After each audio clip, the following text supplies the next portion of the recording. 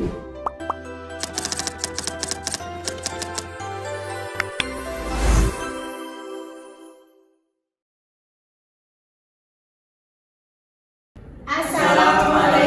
warahmatullahi wabarakatuh. Di sini kami dari kelompok 4 akan mempresentasikan PowerPoint kami yang berjudul Manajemen Pemasaran dalam Islam. Perkenalkan, nama saya Ulfatun Nadifa, teman saya Dan saya Erina Putri Kramawati. teman saya Muhammad Hasan Fajri. teman saya Dan saya Fikri Hamid Nasyaki. teman saya Desi Pujahyani. teman saya Elma Devina Iwanti. teman saya Dipata Syedatina Masito. dan terakhir teman saya. Al-Kafir Sadar Putra.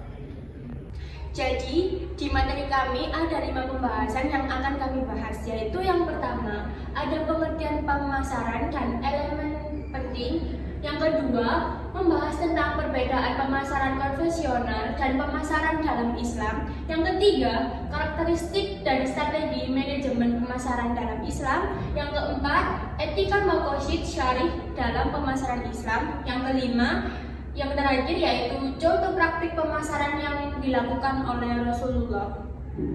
Jadi, di sini saya akan membahas materi yang pertama, yaitu tentang pengertian pemasaran. Apa sih pengertian pemasaran itu? Pemasaran adalah proses merencanakan dan mengeksekusi konsep penetapan harga, promosi, dan distribusi ide, barang dan jasa untuk menciptakan pertukaran yang memuaskan kebutuhan individu dan organisasi. Dan apa sih tujuan utama dalam pemasaran itu? Yaitu untuk memenuhi kebutuhan konsumen dengan cara yang saling menguntungkan antara pebisnis dan konsumen itu. Dan selanjutnya saya akan membahas tentang perbedaan pemasaran konvensional dan pemasaran dalam Islam, yang dimana pemasaran konvensional cenderung bebas nilai dan berorientasi utama pada pencapaian target penjualan serta keuntungan semata. Sedangkan pemasaran dalam Islam justru terikat pada prinsip-prinsip syariah dalam setiap gerakannya, dengan tujuannya hanya meraih laba duniawi namun juga keberkahan dan ridho ilahi. Sedangkan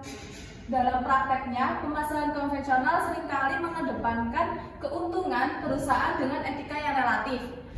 Sementara pemasaran Islam menjunjung tinggi kejujuran, amanah, transparansi, dan menghindari praktek-praktek terlarang seperti riba, horor, dan masyir. Pemasaran konvensional terkadang memperlakukan konsumen sebagai objek penjualan, sedangkan pemasaran Islam memandang mereka sebagai hak-hak yang harus dihormati. Yang selanjutnya akan dijelaskan oleh teman saya. Selanjutnya ada strategi manajemen pemasaran dalam Islam. Yang pertama, produk halal dan baik atau thayyib. Produknya ditawarkan harus jelas, halal, dan memiliki kualitas yang baik. Yang kedua, ada harga adil. Menetapkan harga yang wajar, tidak terlalu tinggi atau terlalu rendah hingga merugikan orang lain. Yang ketiga, ada promosi dengan etika. Dalam promosi tidak boleh berbohong, menyesatkan atau menjatuhkan pesaing secara tidak benar. Yang keempat, ada pelayanan yang ramah dan profesional.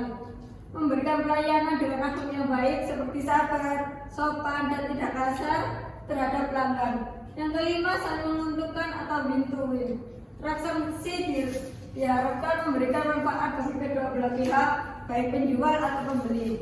Yang terakhir, ada menghindari riba dan horor atau ketidakjelasan. Transaksi yang mengandung bunga atau ketidakpastian dilarang dalam Islam. Selanjutnya akan dijelaskan oleh teman saya.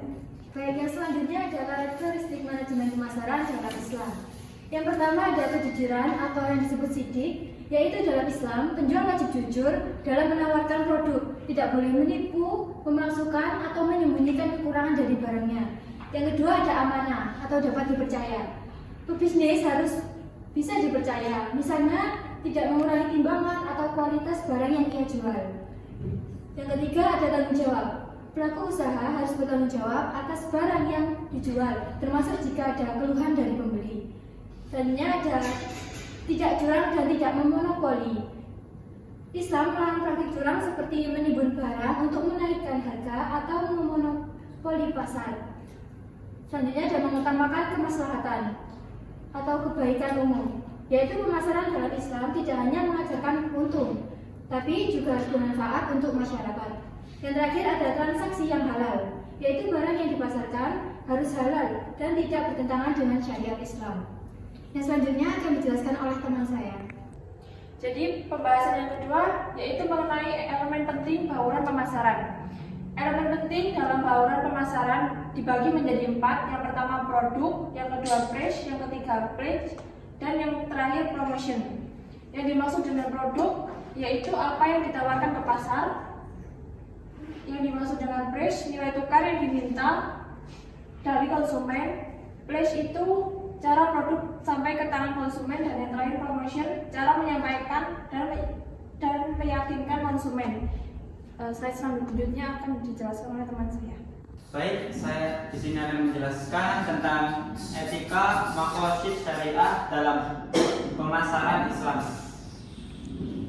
Yaitu etika maqasid syariah mengarahkan agar pemasaran dalam Islam tidak hanya mengejar keuntungan materi, tetapi juga menjaga nilai-nilai moral, keadilan, dan kemaslahatan umum. Setiap aspek dalam pemasaran harus mempertimbangkan manfaat yang menghindari madarat bagi masyarakat.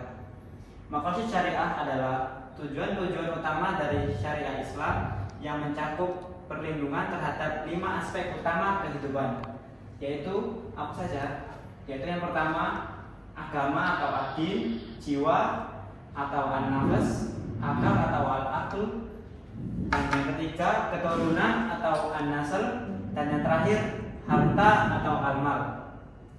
Dalam konteks pemasaran Islam, prinsip ini menjadi pedoman etika dalam seluruh kegiatan pemasaran. Baik, selanjutnya akan dijelaskan oleh teman saya, Muhammad Hasan Fajri. Selanjutnya adalah penerapan etika dalam 4 elemen bauran pemasaran. Yang pertama adalah produk. Produk harus halal dan thayyib, yang berarti baik dan bermanfaat. Tidak boleh mengandung unsur yang merusak moral atau akhlak. Yang kedua harga. Harga harus adil dan tidak mengandung unsur riba atau penipuan. Tidak boleh melakukan penetapan harga secara zalim, seperti menimbun barang untuk menaikkan harga. Yang ketiga, distribusi. Distribusi harus dilakukan dengan cara yang etis, tidak melibatkan jalur yang ilegal. Barang harus sampai ke konsumen dengan kualitas yang terjaga, tidak merugikan pihak lain dalam rantai distribusi. Yang terakhir, promosi. Promosi tidak boleh mengandung kebohongan atau manipulasi. Tidak boleh menggunakan iklan yang tidak senonoh atau mengeksploitasi aurat dan emosi.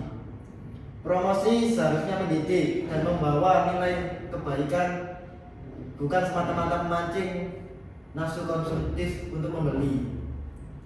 Selanjutnya akan dijelaskan oleh teman saya, Al-Hafiz. Nah, selanjutnya adalah contoh praktek yang dilakukan Rasulullah SAW.